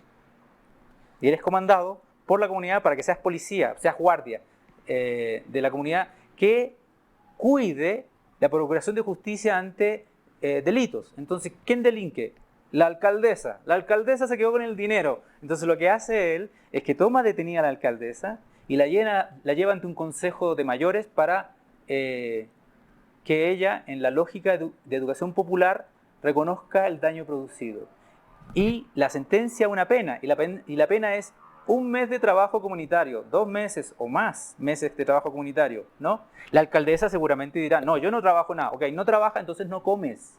Pues ella está encerrada durante el día y durante la noche, ¿no? Entonces es el tipo de procuración de justicia que hacen. Normalmente esto ha generado muchas situaciones muy nuevas, como que escapan absolutamente a la idea original de la policía comunitaria, pero va generando una concepción de procuración de justicia que no responde al Estado-Nación, ¿no? Se remite a las autoridades y códigos culturales para poder como contener y en ese sentido aminorar o resolver la conflictividad local. A estos mecanismos se suman una concepción del dinero y el bienestar material que no incluye ni la idea de acumulación ni la valoración del nivel en las condiciones de vida. Esto no se traduce en renunciar a una vida de bienestar, pero no se reduce a su manifestación material, como tener caminos, televisores más grandes, coches modernos o una cuenta de ahorros en el banco. De una parte, como afirma Bulmaro García, al conocer una versión preliminar de este escrito, me dice que el bienestar para los afro-mexicanos se asocia con vivir la vida como le gusta vivirla a ellos. Y esto tiene que ver con sus formas y cotidianidad, y sobre todo con un pensar bien. Pensar bien trata de instalar la idea de que el mexicano tiene que empezar a pensar un poco más lo que hace, porque ante cualquier situación reacciona. Entonces el pensar bien tiene que ver con bajar el nivel de violencia, ¿no? O sea, el desarrollo tiene que ver con bajar los niveles de violencia producidos por sus códigos culturales de conflictividad, ¿no? Entonces no tiene que ver ni con dinero, tiene que ver más bien con resolver la conflictividad, ¿no? O sea, saca absolutamente de lógica la idea de un desarrollo de proyectos productivos, ¿no? O sea, eso va en otra lógica, eso es del gobierno, ¿no? Pues que los traiga, pero para mí me interesa bajar la conflictividad en mi comunidad. Bueno, este deseo del buen pensar como parte del buen vivir o bienestar constituye una problemática que escapa a toda estrategia de integración moderna porque hace parte de la cosmovisión del pueblo afromexicano y no del proyecto moderno. De otra parte, el buen vivir asociado a las formas cotidianas de vida remite a tradiciones que muchas familias reproducen cada año, como el asumir cargos en las festividades religiosas, lo que implica hacer un gran sacrificio para obtener los recursos a fin de financiar las bebidas y la comida del festejo, que comen todos, gratis, ¿no? Sin esperar retribución ni prestigio social. En muchos casos, este esfuerzo conlleva irse de ilegal a Estados Unidos para trabajar todo un año y con ello juntar la plata, y todo ello se hace por el gusto de hacer algo por mis compas, por mi gente, ¿no? Que son los vecinos, que es la gente de la localidad, ¿no? O del ejido. Los afromexicanos reconocen que uno de los códigos que han hecho suyo en su continuo contacto transcultural con los grupos indígenas del lugar organiza y da sentido a la relación que establecen con sus tierras. Muchas familias trabajan las tierras, es decir, las siembran, y en algunos casos también las rentan a otros para que las trabajen, con la finalidad de obtener los recursos monetarios mínimos para pasar la temporada. Alimentación, pago de servicios, visitas a médicos, adquisición y o mantenimiento de coches, vestido, educación de los hijos, financiar la cotidianidad, en síntesis. Pero la tierra no se trabaja o renta con la pretensión de ahorrar o de enriquecerse o de hacer más dinero que se necesita hasta la siguiente temporada de siembra. Por último, el pueblo afromexicano también ha producido concepciones del cuerpo y de la sexualidad que resquebrajan el sistema heteronormado occidental, en tanto hay un ritual que le llaman putería, ¿no? Que transgrede el orden heteronormado. Como lo expliqué la versión pasada muy sucintamente. Si yo, que tengo familia, siempre he tenido un deseo provocado por las chicas, me emborracho, estoy en la fiesta, soy súper bailador, me excito con otro güey que está bailando conmigo, puedo tener sexo con él, ¿no? Situación que ocurre en el mundo mestizo, pero en el mundo mestizo después se vive desde la culpa o en el closet, es decir, que nadie sepa, ¿no? Y si saben, Dios mío, estoy en muerte social, ¿no? Soy puto, es como el rollo, soy maricón, soy etcétera, ¿no? Soy gay en el closet. Para los negros, nada, después de coger siguen viviendo heterosexual y todo el mundo sabe y nadie condena. Entonces ni siquiera es un tema individual o psicológico, es un código social. La putería se puede hacer todo, es permitida, ¿no? Cabe señalar, no obstante, que hay ciertas dinámicas poblacionales que corroen estas prácticas y códigos contraconductuales, como la migración circular a los Estados Unidos, a través de la cual llegan lenguajes del cuerpo, llegan estéticas y concepciones de lo material que confrontan la cotidianidad y cosmovisión de sus familiares, vecinos y en general de quienes han permanecido en sus territorios, reproduciendo un orden social y cultural en los márgenes del Estado-Nación y de las lógicas del mercado. Como parte de estas alteraciones, los jóvenes migrantes van incorporando en su puesta en escena social las estéticas de los mexicanos de los Estados Unidos, es decir, los cholos, ¿no? Y los padres de familia envían recursos y propuestas de inversión de casas tipo americanas, pero en pequeñas dimensiones, sin la tecnología del confort americano, que quedan como metáforas fantasmagóricas de las aspiraciones de una vida en el norte, con resignificaciones sin traducción material en la Costa Chica. Son casas que quedan vacías. Normalmente, independiente de cuánto ganado tengo, que puedo tener más de 200 cabezas de ganado, independiente de las hectáreas que me tocan en el ejido, ¿no? Yo vivo en casa de tierra, sin agua potable, con baño negro. Estoy acostumbrado a vivir así, ¿no? Y si mi hermano que está con el rollo que construyamos una casa, le construyo la casa, pero yo sigo viviendo en mi casa. Esa es su casa, y como él está en Estados Unidos, esta casa está vacía. Y cuando el hermano llega, en realidad se da cuenta que se muere el calor, que tiene que invertir en ventiladores, la deja sola y se viene a vivir con su hermano en la casa de siempre. Son como prácticas, pero que está esta lógica de ir incorporando concepciones de vida que tratan de trastocar las tradiciones. Con Bulmaro coincidimos en que cuando en el marco del proceso de reconocimiento el movimiento afromexicano debata lo que se entiende o debiera pedir al Estado para su desarrollo, surgirán distintas visiones, pero las expresiones culturales y prácticas cotidianas aquí mencionadas problematizarán a quienes se manifiesten a favor de la idea del desarrollo como bienestar material y promesa de mejorar el nivel social. La cosmovisión afromexicana contrahegemónica, afincada en una larga experiencia en la zona del no ser, tiene la potencialidad que en el plano local y en los ejidos y núcleos comunitarios remite a códigos culturales que configuran identidades y sentidos de acuerpamiento social que en la dirección propuesta por Esperanza es necesario impulsar tanto en la participación comunitaria que define los planes de desarrollo como en promover la educación informal. Ello en el proceso afromexicano comporta impulsar un debate que trascienda a las organizaciones de sociedad civil y se despliegue en los espacios vinculantes locales como asambleas, ejidales y territoriales con la participación de las autoridades y habitantes de cada localidad. Este ejercicio podría configurar un gesto contraconductual que se propague allende las realidades de la Costa Chica y el territorio nacional. Tal posibilidad presenta, a los años que se avecinan como un escenario que exige vigilancia epistémica y sobre todo convoque a actuar e imaginar enredados entre quienes tienen cosmovisiones con potencialidad creadora de un mundo de vida transmoderno, potencialidad que comience a circular como caminos de vida que permitan dejar en el olvido la visión dominante del camino único occidental y así reconstruir los horizontes utópicos postcapitalistas, horizontes humanos. Eso es todo.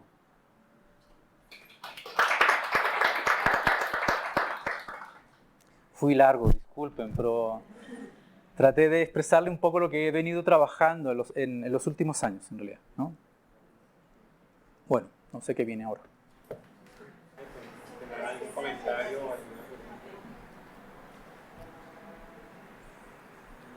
Los invitamos a reaccionar con preguntas, comentarios. Mi nombre es Javier Ruiz, soy artista plástico. Y no conocía esa realidad de pueblo afromexicano, completamente borrada. Existe un paralelismo con la realidad del pueblo afrocolombiano. ¿Sí?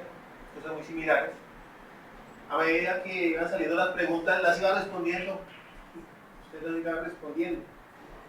Pero hay una que me quedó de las que no respondió sin saber la pregunta.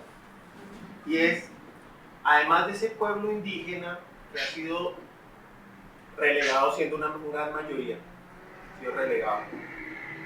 Mi referente actual es Roma. Como esa India va a ganar cómo va a ser nominada, entonces eso me da como una idea de contexto. Aparicio. Además del pueblo indígena que es como relegado, el pueblo negro que ha sido disminuido, existen otras otredades que también han sido borradas. Se me ocurre el pueblo chino, el chino que pronto llegó a construir ferrocarril, o los árabes también llegaron aquí a Colombia, o hipotéticamente el gringo, no sé, ¿qué otras otredades hacen parte de ese repertorio de borremos esto que nunca ha ocurrido y sigamos el pueblo mexicano mestizo jalando para adelante? Esa es mi pregunta. Muy bien, mira, perdón, si hay otra quizás la juntamos o me voy con ella. ¿Me voy con ella? Ok. Yo creo que una de las cosas que deberíamos entender que las historias nacionales se construyen desde las élites, ¿no? Por lo tanto, son historias autorreferidas y imaginarias, ¿no? Las comunidades imaginarias de Anderson, ¿no? Por lo tanto, cuando uno reconstruye la historia de un lugar, aparece una serie de realidades locales que están desaparecidas o excluidas de ese relato de historia nacional, ¿no? Entonces, hay una serie de grupos que uno podría decir agrupamientos en esta lógica que plantea el colega de Veracruz, que quería que se recuperara su grupo cultural, que no son parte del relato nacional. O sea, tú mencionas algunos que me parecen correctos, porque, por ejemplo, los chinos, ¿no? Ellos llegaron desde Estados Unidos a construir el ferrocarril a México, ¿no?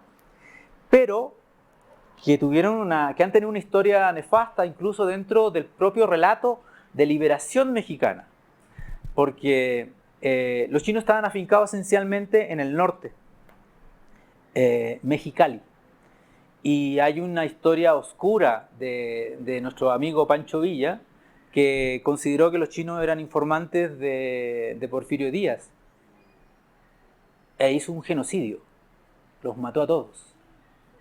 Mató a 280 chinos en Mexicali, ¿no? Entonces el relato chino dentro de la historia de este gobierno postrevolucionario quedan fuera, ¿ok? Hay otro grupo que yo diría muy destacado, tiene que ver con los menonitas. Los menonitas se instalaron, ya que hablas de cine, pues hay una película de Reigadas, Carlos Reigadas, este director de cine muy provocador, que tiene un cine de autor muy interesante mexicano, que remite a ellos, digamos, ¿no? Y que habla de una historia de amor transgresora dentro del mundo menonita, ¿no? Y ahí lo que hace es que instala en el relato nacional, relato cultural, relato político y social sobre todo, existía un pueblo que nadie sabía que existía, que eran los menonitas, ¿no? Existen realidades locales que no son parte del relato nacional. A mí lo que me interesó más bien es tratar de evidenciar, y lo que me ha provocado más trabajar con los afromexicanos, es que son un pueblo que constituyeron al Estado. No solo por su participación en términos de las economías coloniales, porque fíjate, una de las cosas que ocurrió fue que algunos de estos esclavos, no todos fueron esclavos, algunos llegaron, recuerda que el primer negro que llegó a México llegó con Hernán Cortés como soldado, ¿no? Y que se le dice que trajo la viruela al cabrón y provocó tanta muerte entre las comunidades indígenas, ¿no? Entonces no todos los negros llegaron de manera como en condición de esclavo.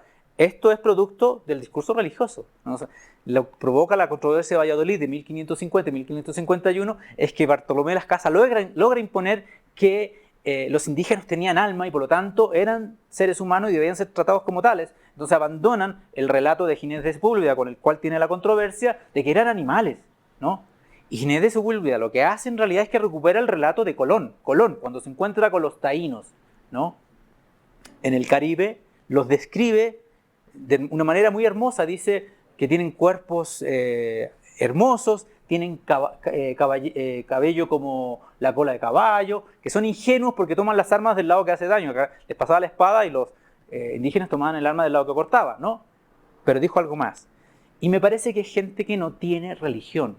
En el siglo XV, alguien que no tuviera religión no era humano. Es decir, alguien que no tenía religión no tenía alma. Y si no tenía alma, entonces no eran parte del reino de Dios. No eran humanos.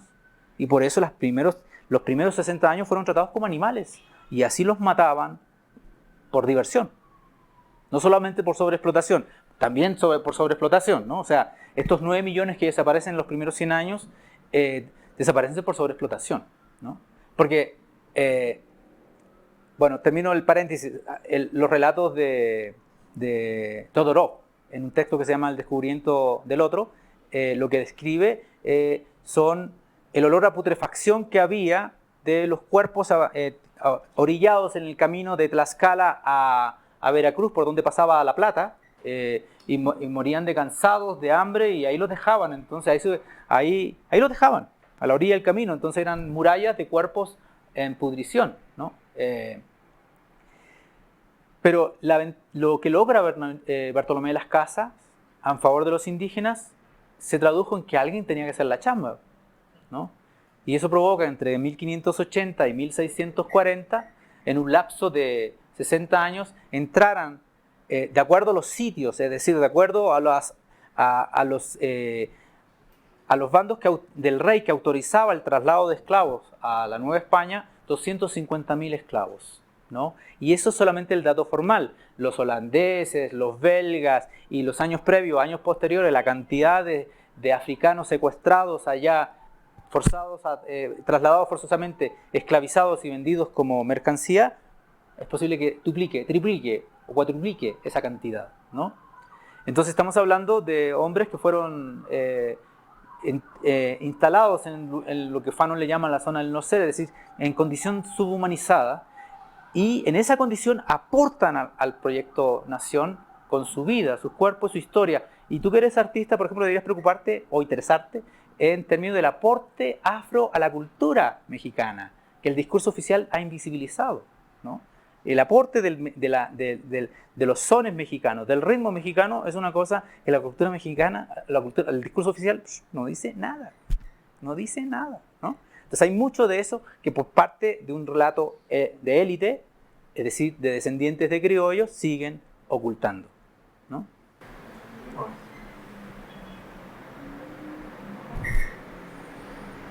Yo tengo una pregunta, es que hacia el final usaste la palabra contrahegemonía y pues en una de las sesiones que tuvimos estuviste hablando sobre la hegemonía, entonces quisiera de pronto aclarar ese concepto porque me dejó como... Recuerda que la hegemonía es la capacidad que tienen los grupos en el poder para construir un consenso que permita que su cosmovisión, su forma de entender la realidad y el orden social que les interesa, se instale, seduzcan a los dominados o, en la lógica gramsciana, subalternos, ¿no?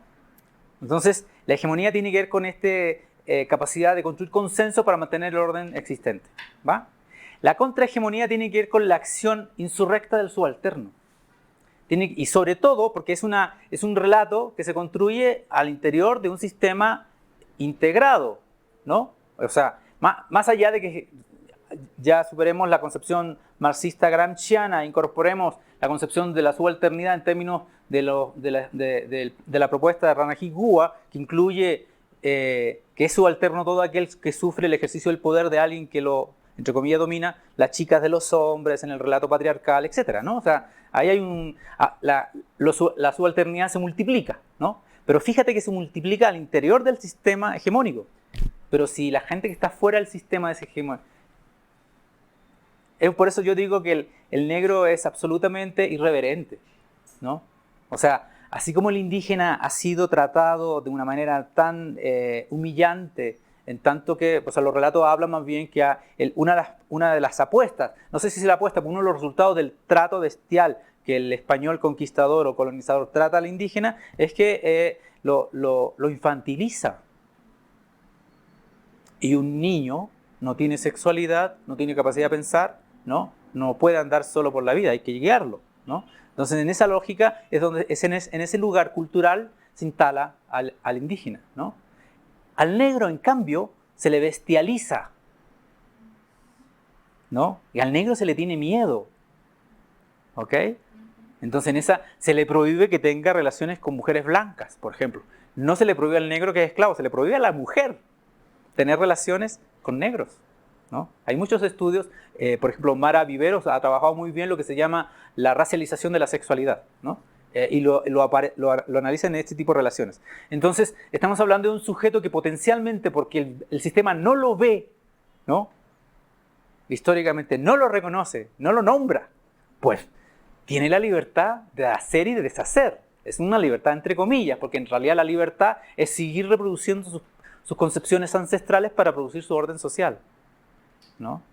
Esa es la riqueza de trabajar en el margen. Esa es la potencialidad de este grupo que en su irreverencia con el Estado pues lo trata de tú a tú, ¿no? O sea, yo he estado en encuentros donde el Estado mexicano, me refiero a senadores, ¿no? Organizan un encuentro con ellos para escucharlos. Entonces, la mesa que preside e inaugura el encuentro, puros senadores, ¿no? Chido, espectacular. Terminan de hablar y se van los cabrones. Y ¿cómo hablan los negros, no? Y los negros dicen, ¿a quién le vamos a hablar si estos se fueron? O sea, son irreverentes, no les vale el hecho de que están y eso era un espacio del Senado, ¿ok? Entonces lo primero que dicen, ¿y a quién le vamos a hablar si se fueron? Vayan a buscarlos, así como, ¿no? En esa lógica son súper irreverentes. Tienen muy claro la noción de poder, la tienen muy claro, ¿no? Es decir, tienen muy claro que el que viene del Estado tiene poder porque trae plata. Lo tienen claro, ¿no? Entonces sí, a ese le van a decir, bueno, mira, aquí todo lo que falta, ¿no? Trae plata. ¿Ok? Pero es muy distinto la manera en que lo significan, ¿no? De inmediato lo descalifican, ¿no? O sea, este es un tonto, ¿no? O sea, este es un autoritario, este es un mamón, dirían los mexicanos, ¿no? Y por lo tanto hay una relación con el poder muy irreverente. Y en esa reverencia hay contrahegemonía. O lo que diría Foucault, contraconducta, que no logra construirse en términos orgánicos, en términos de un discurso, en términos de un proyecto, pero estoy chingando, diría los mexicanos. O sea, ¿no? Estoy haciéndole ver, pues no, conmigo no, güey, ¿no? No, no te creo. Es como haciéndole ver esa cosa. Entonces no me someto, ¿no? No soy sumiso. Va, esa es una idea. Pues yo creo que es una reacción no una pregunta, sino como una reacción a una parte de tu conferencia en la que refieres a disminuir el conflicto futuro. Porque, digamos que antes de yo conocer sobre el pensamiento decolonial por cosas de la vida, tuve conocimiento sobre la teoría de las constelaciones familiares a través del terapista Bert Hellinger, que es alemán. Yo tuve conocimiento que estuvo en África por muchos años, tratando de entender cómo funcionaban las familias africanas, y él desarrolló lo que después sería la terapia de las constelaciones familiares, donde él dice que una de las formas de solucionar los conflictos es reparando. Entonces, me vuelves al tema de África. Por supuesto, ya desde el pensamiento decolonial yo podría deducir que, bueno, Bert Hellinger aquí fue a África, entonces a robar este conocimiento africano, blanquearlo un poco. Expoliación epistémica le llama Grofogel a ese ejercicio. A blanquear este conocimiento, pues yo llego a este conocimiento pues por vía de Bert Hellinger. Pero ahora rastreo que en tu presentación vuelvo yo al conocimiento de disminuir el conflicto a través de la reparación, pero la reparación del daño pareciera que se hace como al mismo nivel. Yo reparo el daño al mismo nivel que fue hecho. No, los afros no lo plantean así. No, porque... A ver, imagínate, doy un ejemplo real. El que di hace un rato era en términos de matas acá a la señora, ¿no? Etcétera. Un ejemplo real.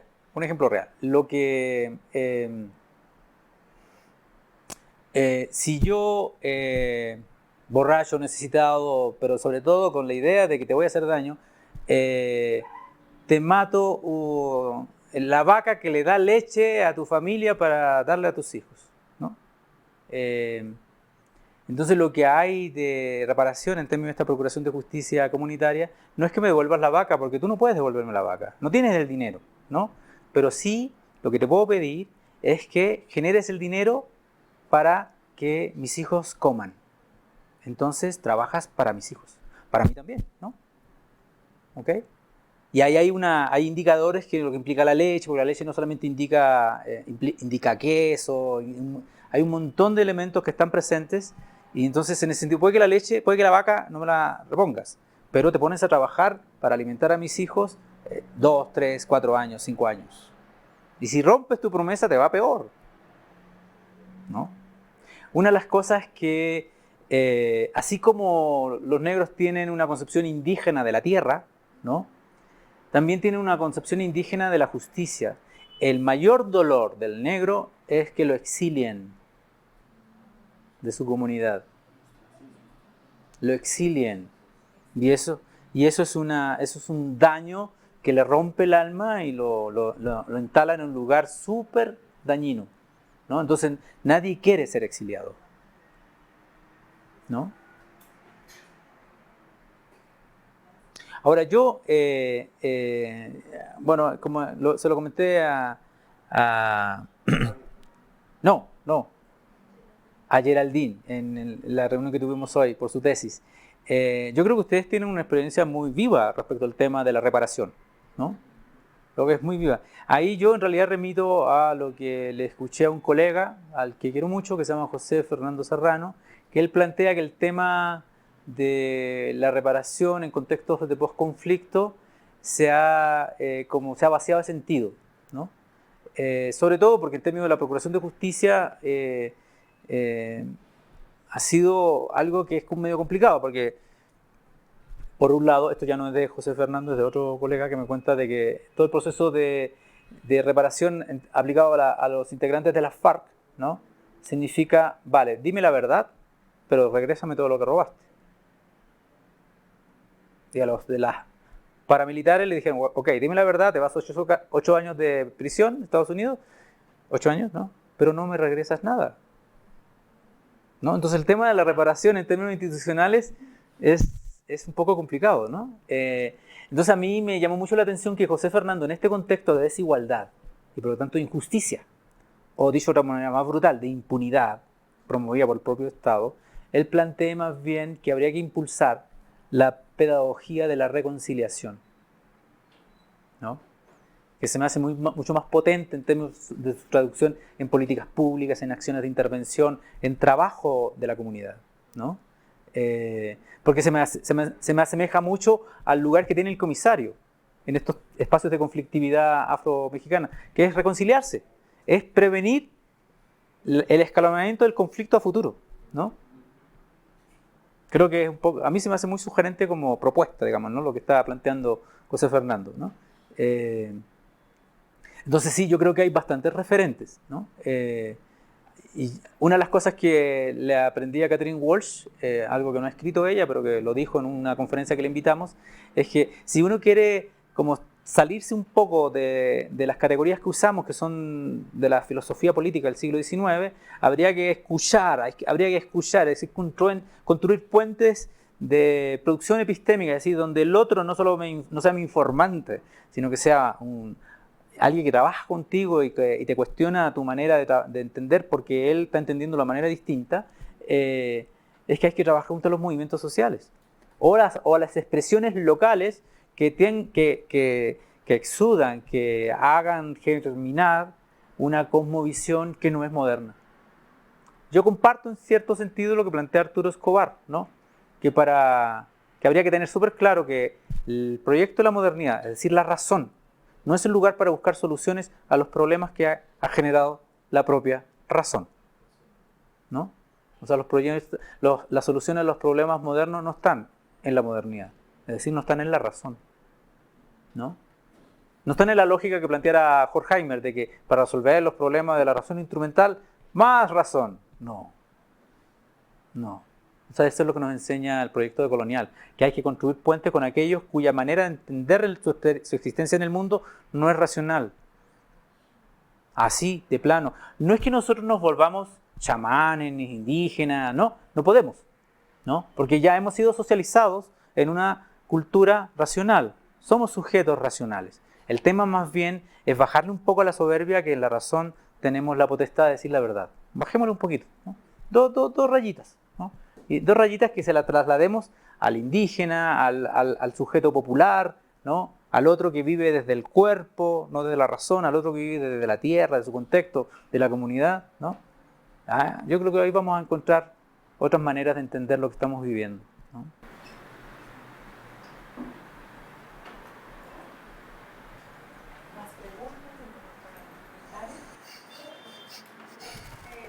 De pronto a lo que tú haces referencia a que tenemos pues lo de todo lo del proceso de reparación, en ese momento pues todos también conocemos que Colombia está atravesando por un momento crucial con los indígenas, también ya que se está rebelando realmente contra el gobierno que está pues de alguna manera también en un proceso de desplazamiento de los indígenas y ellos están en ese momento pues en pie de lucha y resistiendo. Lo que me causa mi curiosidad es que en el país hay perspectivas muy divididas, ¿no? Hay tanto los que apoyan el hecho de que hay que proteger los recursos naturales, pero todavía queda una gran cantidad de personas en Colombia que siguen viendo al indígena como alguien a quien se le debe esclavizar, alguien que simplemente no tiene ningún derecho a reclamar la tierra.